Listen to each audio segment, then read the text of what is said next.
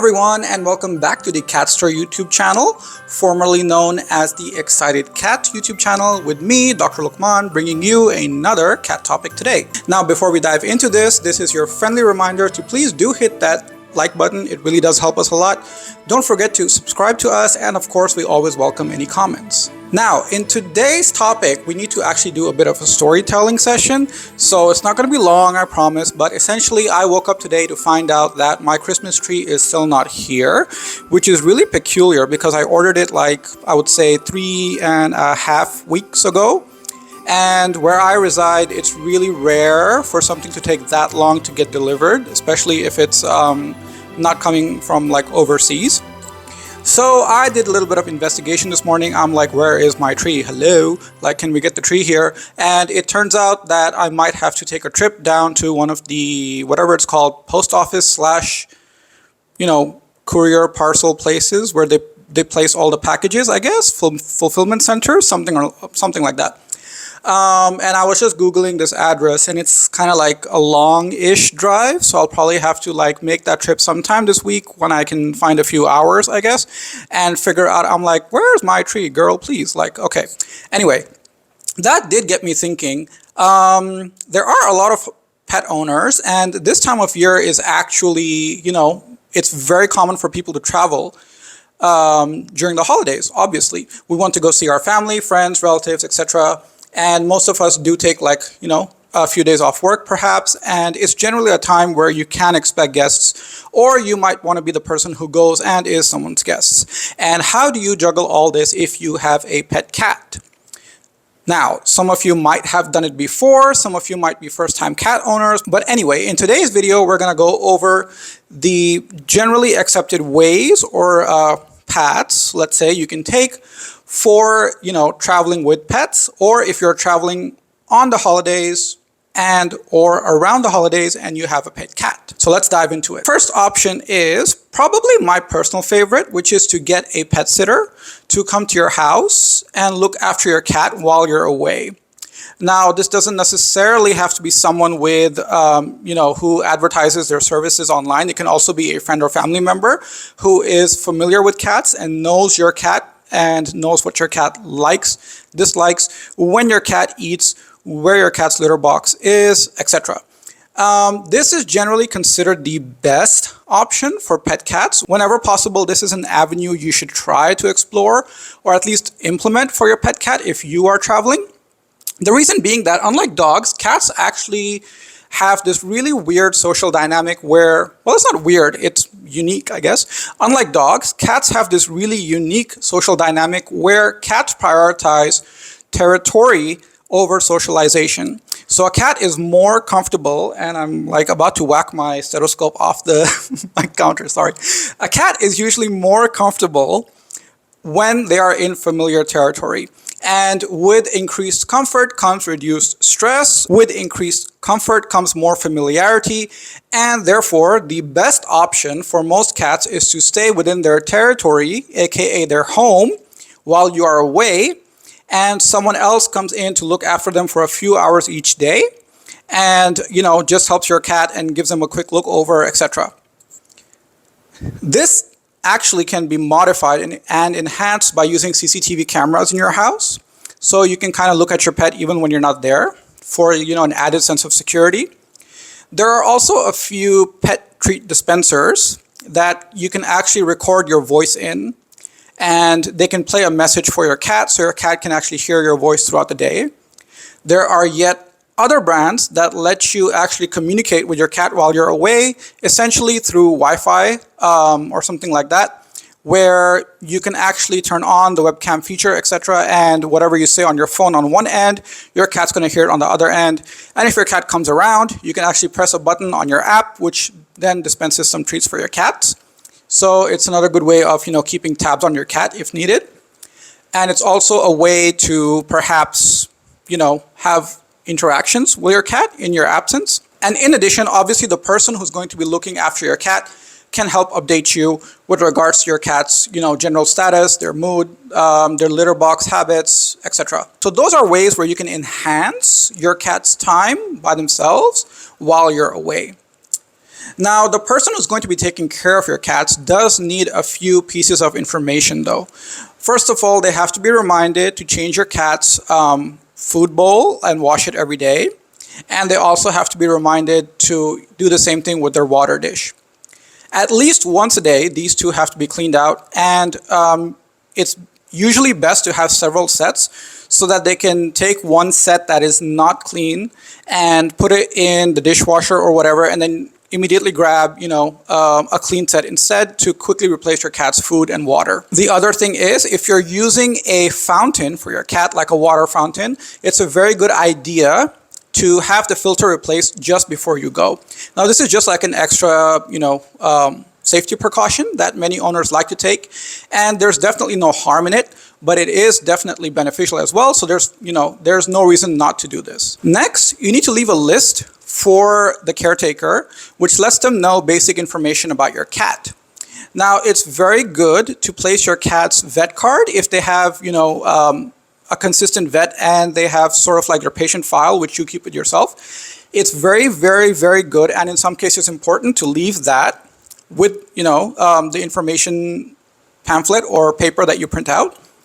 Additional information can include your vet's phone number, which is very important, your emergency contacts, if in case they cannot reach you on your primary number, email, or SMS. If you have an alternate number, please do leave that as well. Now, in addition, they need to know where you store all your cat's supplies.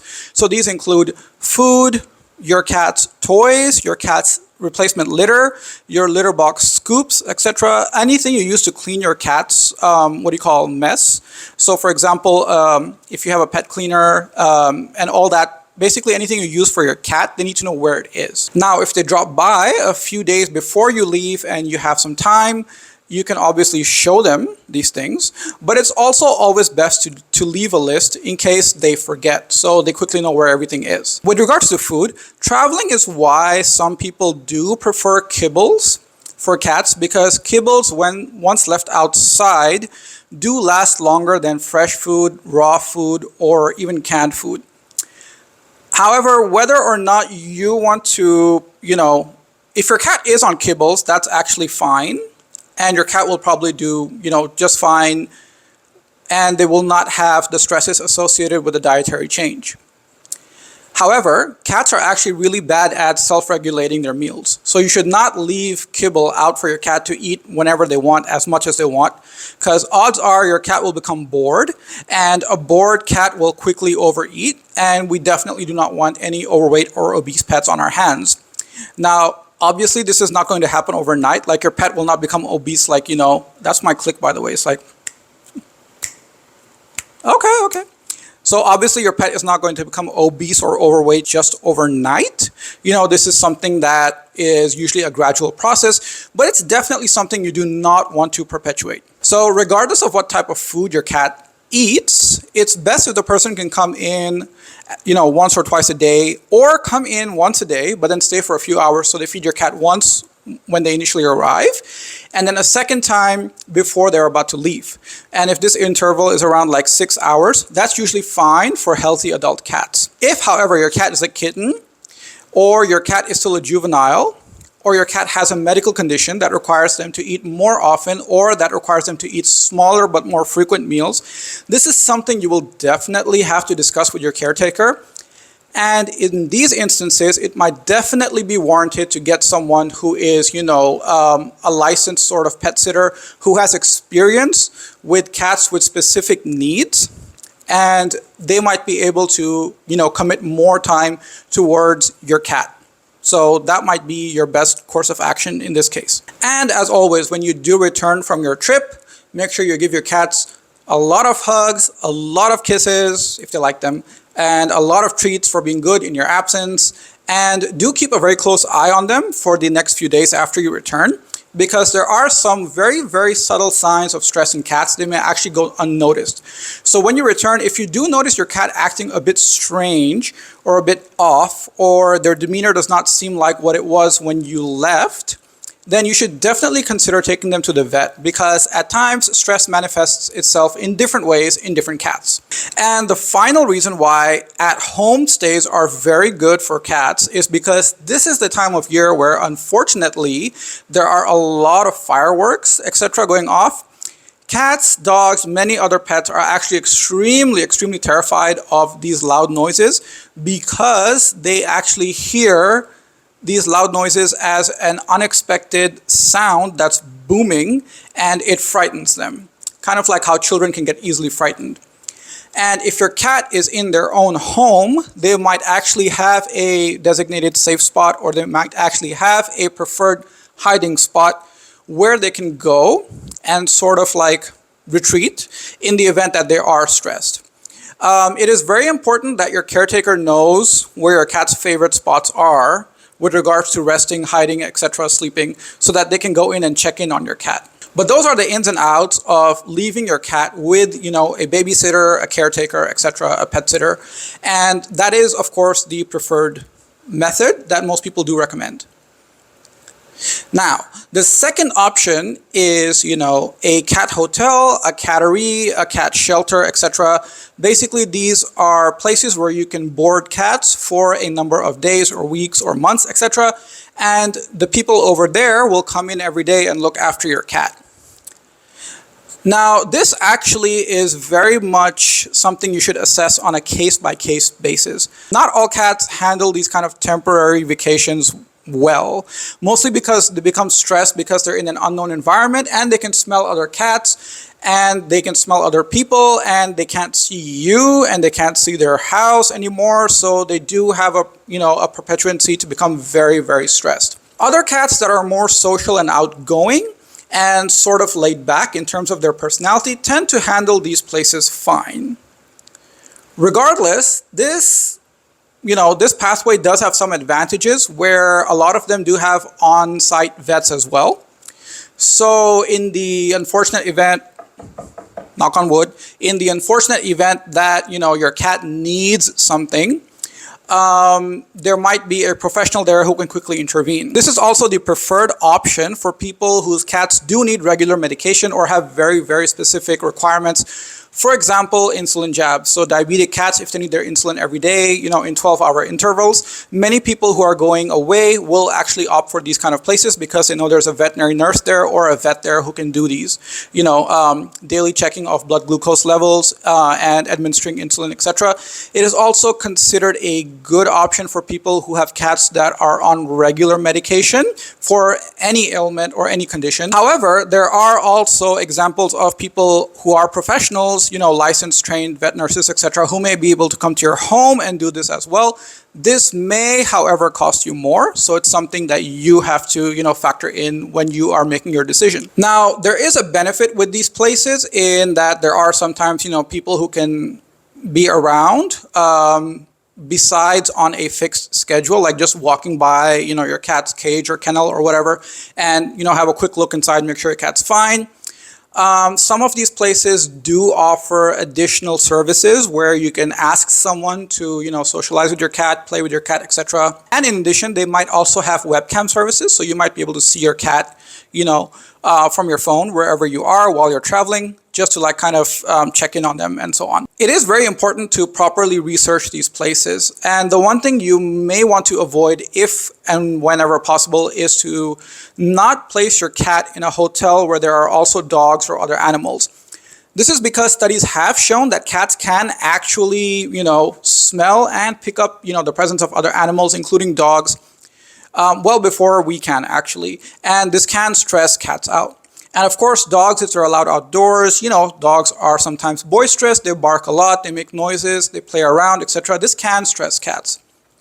And in addition, some cats just do not like other cats. So if you are sending your cat to one of these places, odds are your cat may not really appreciate the socialization area where there are many cats out at the same time. And there are also odds that there is another cat there who doesn't like your cat and doesn't appreciate their presence in the general play area. However, broadly speaking, most of these places that have good reviews and most of these places that are very open to transparency. For example, they're saying we have webcams everywhere, CCTVs, you can look at it anytime. We have 24-hour staff, etc. It's usually a very safe bet, and it's often considered the next best thing if you cannot get someone to come to your house and look after your cats. Now, the third option is actually traveling with your cat.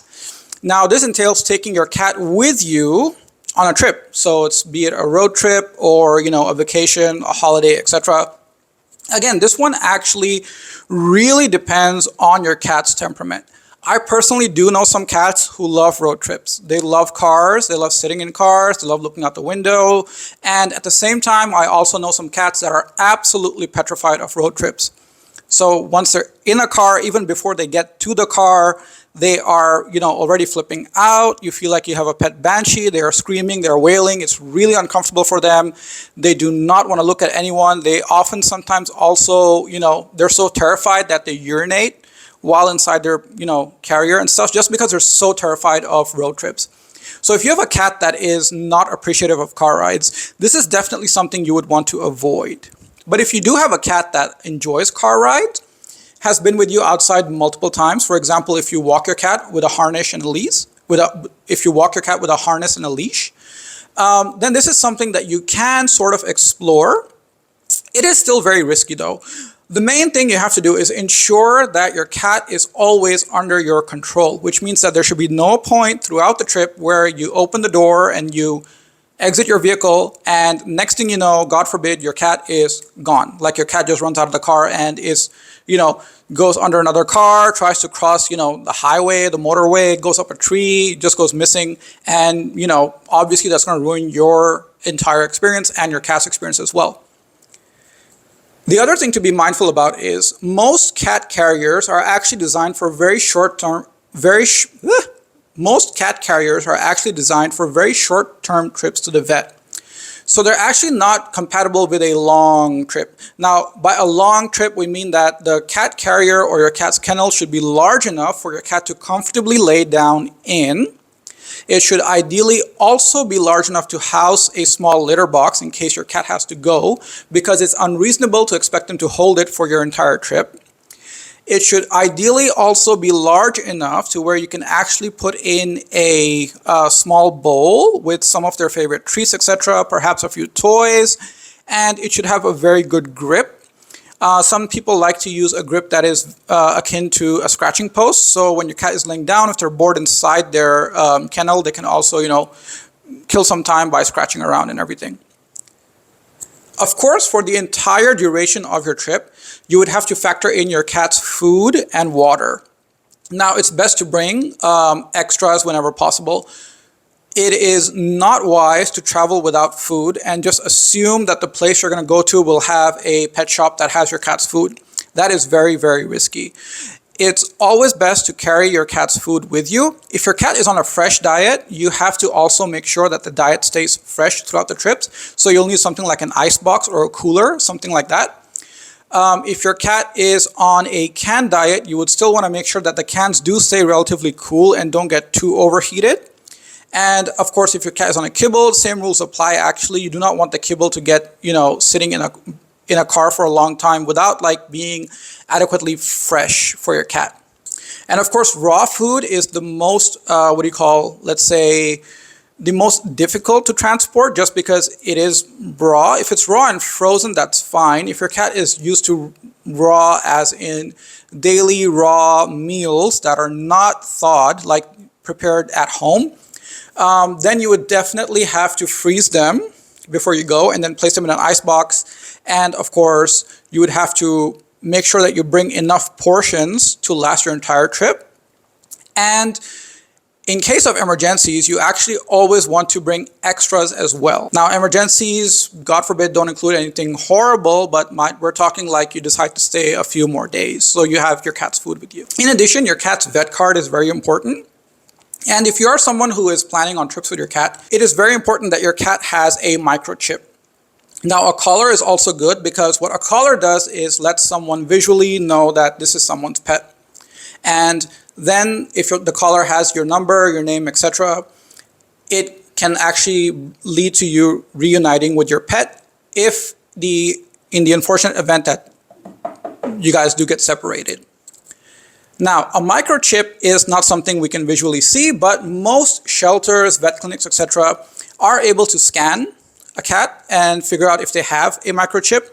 And if the cat does have a microchip, they're able to check with the database, and that database will have your information, and then they can help reunite you with your pet. Now, this also brings with it a reminder to check all state laws if you're traveling like interstate, or all country laws if you're going on a road trip from one country to another with regards to vaccinations for pets. And be very mindful, especially if you are switching countries, like if you're driving to another country, that there might be a forced, mandatory quarantine for all pets coming into the country. So you might not actually be able to take your cat immediately with you. Now, this isn't true for all countries, obviously. There are exceptions to this rule. For example, in the EU, it is possible for some pets to travel across borders, but they do need, a few specific vaccinations and a few specific medications a few dates before the trip. And these obviously have to be authorized by a licensed veterinarian. So this is something you would have to check before you plan your trip. And this is something that is very important if you're going to cross borders. And finally, if you are traveling by any mode of public transport, be it a plane, a ship, a yacht, a boat, a bus, etc. First of all, if you plan to take your cat with you, ensure that they do allow pets. Please keep in mind that this often comes with an additional fee if they do allow it. Second of all, please be very mindful that most of these public modes of transport have very, very specific cage or carrier requirements which you have to fulfill in order to let your pet travel with you. Now, with regards to air travel, you also have to check if they do allow your pet on board or if your pet's going to be in cargo, because the protocols for each of these is entirely different. And for all of these public modes of transport, the best thing to do is to actually reach out to the company or the airline that you're traveling with and get more information from them. So that's it for today's video, guys. I do hope this was enjoyable. I do hope this was helpful. I do hope I find my Christmas tree. I wish everyone very safe trip if you guys are traveling anywhere for the holidays. I wish everyone very, happy, safe holiday trips, happy, safe holidays with your relatives, family, friends, etc. I wish everyone a very relaxed rest of the year. I will catch you guys next week, hopefully with a Christmas tree. And until then, this is me, Dr. Lukman, signing off. Bye, guys.